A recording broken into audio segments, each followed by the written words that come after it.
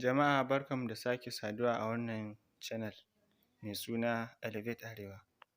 A yau za mu nuna muku ko in ce zan nuna muku wani sabon manhaja wato application kenan a turance wanda ya fi manhajar vidmate.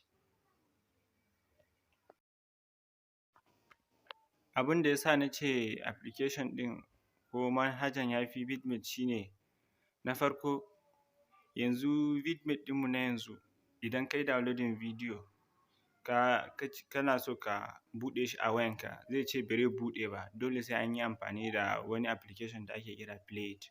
Amma wannan sabon application ɗin ba sai da play it zai buɗe video ba. Menene illar hakan?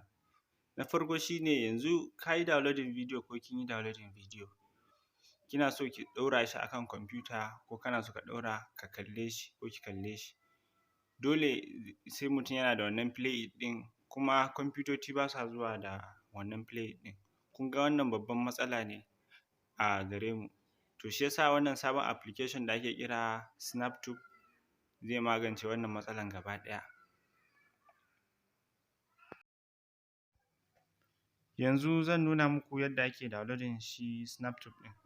Amma kamun nan ku san cewa shi snaptube ba a samun shi a play store. Suna da website ɗinsu da ake zuwa a yi downloading.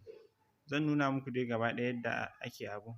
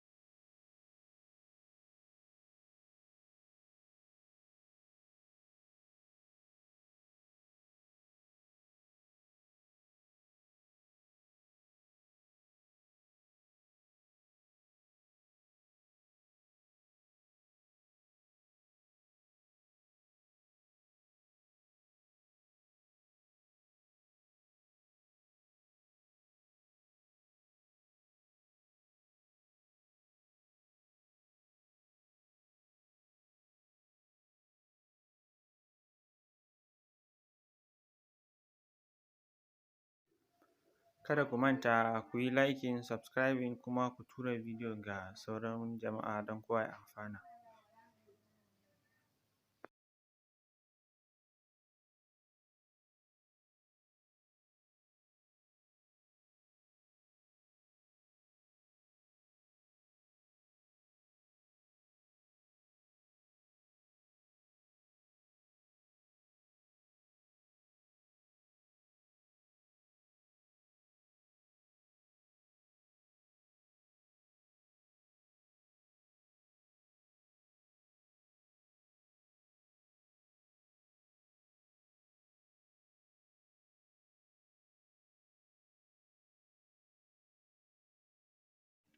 Akwai wani ɗan guntun bayani a nan wajen.